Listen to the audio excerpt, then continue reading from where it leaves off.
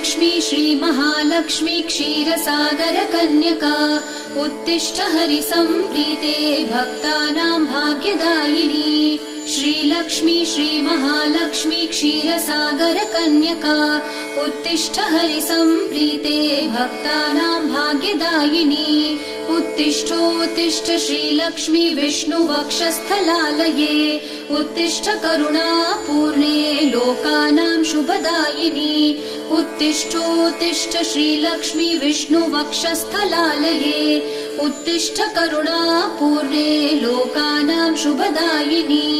श्रीपद्ममध्यवसिते वरपद्मनेत्रे श्रीपद्महस्तचिरपूजित पद्मपादे श्रीपद्मजातजननी शुभपद्मवक्त्रे श्रीलक्ष्मी भक्तवरदे तव सुप्रभातम्।